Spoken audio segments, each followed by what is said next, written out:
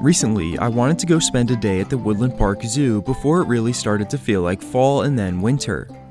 Now, I've been here several times before, but this is the first time that I've spent 5 or so hours here and really saw everything. Well, nearly everything. And it is definitely the first time that I've gone with my camera. So without any more introduction, come with me to the Woodland Park Zoo. The first thing inside the main entrance are the Humboldt penguins. Now, I showed up only about 45 minutes or so after the zoo opened, so there wasn't much swimming or activity going on, but it was bath time and breakfast time for a lot of the time I hung out here.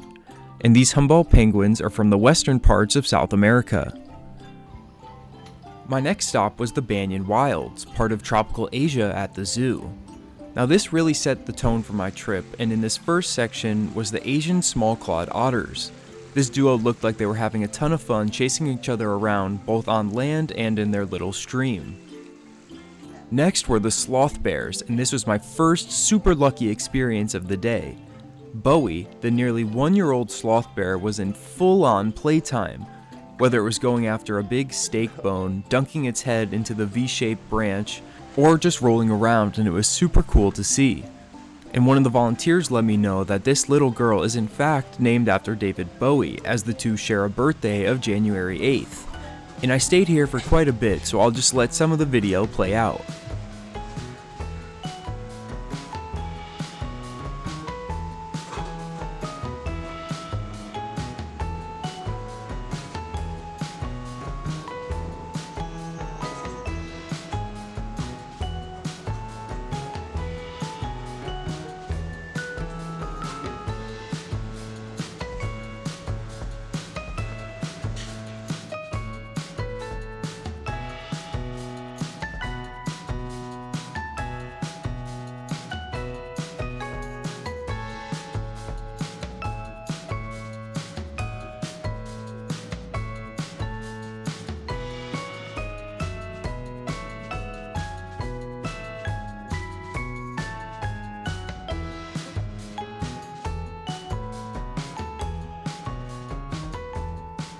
Just to the left of Bowie and her mother is Azul, the female Malayan tiger. And I just loved this shot I got of her jumping into the water, especially since she didn't stay still or in one spot for very long.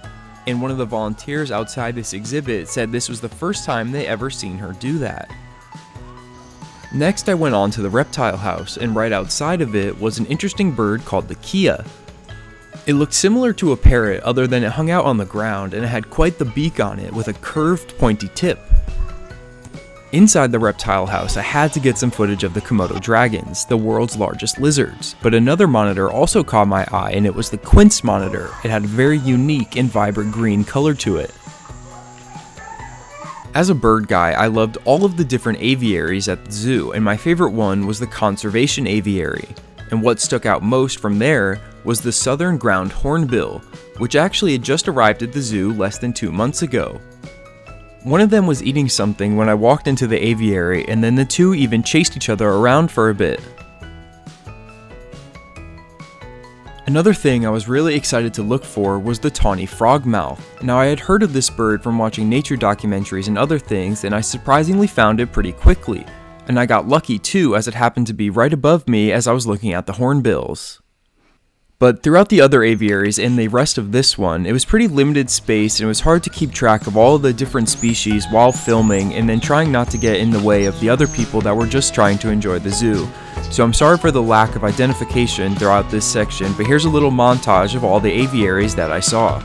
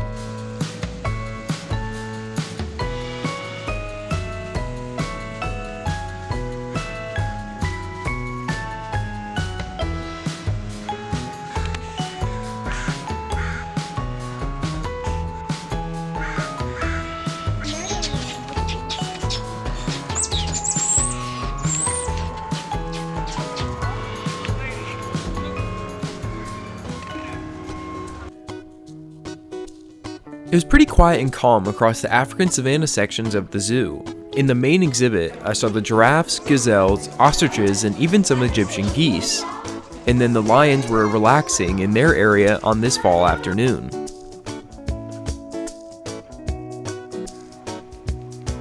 One of the smaller sections of the zoo is the temperate forest, but it was definitely quality over quantity.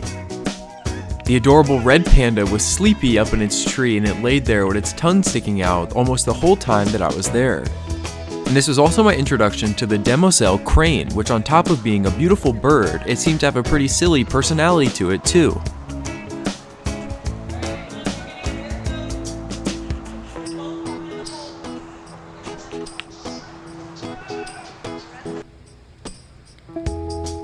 Now the rainforest section was quite the learning experience for me, because as I went in and would try to get a shot, I would see that my camera had just completely fogged up, so I really didn't get much footage from it, but it was cool just to walk through.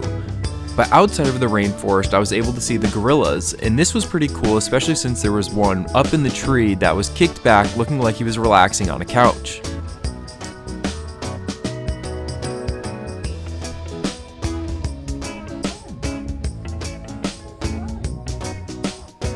And then as I turned the corner, there were a couple ring-tailed lemurs as well. Moving on to Australasia, there were a couple lesser known but familiar faces in the common wallaroo and red-necked wallabies, and there were a couple of roaming emus as well.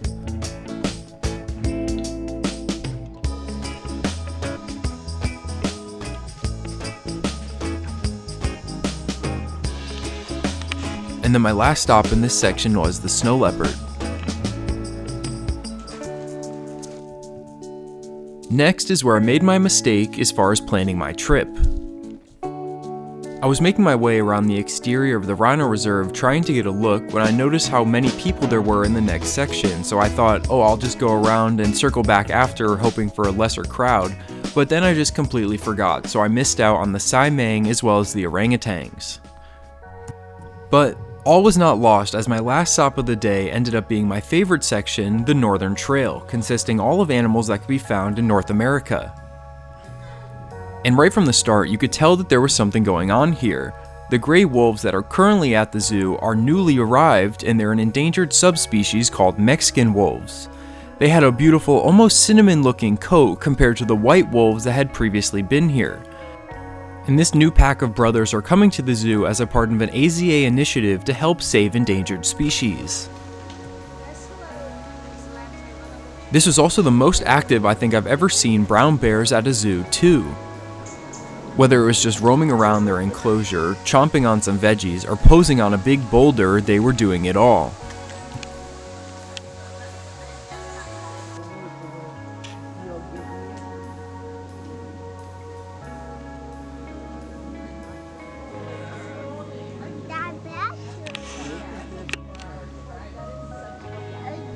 After the bears was the treat of seeing one of my favorite species of birds ever, the Steller sea eagle.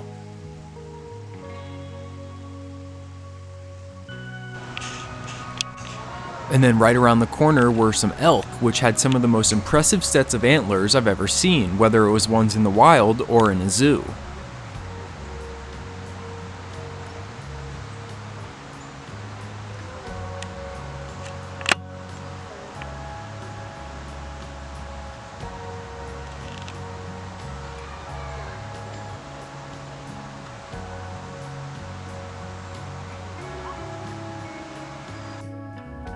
Also in this section are North American river otters and a snowy owl, and there are mountain goats too, although I didn't see them at any point.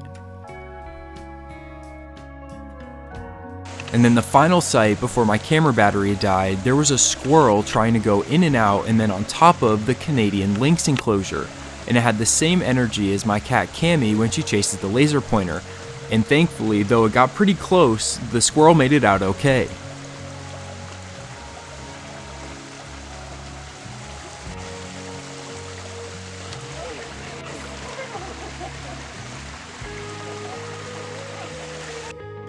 I had a great time going to the zoo and putting this video together, and if you enjoyed it, consider leaving a like for me, and if there's anything that caught your eye, let me know in the comments, and as always, thank you for watching.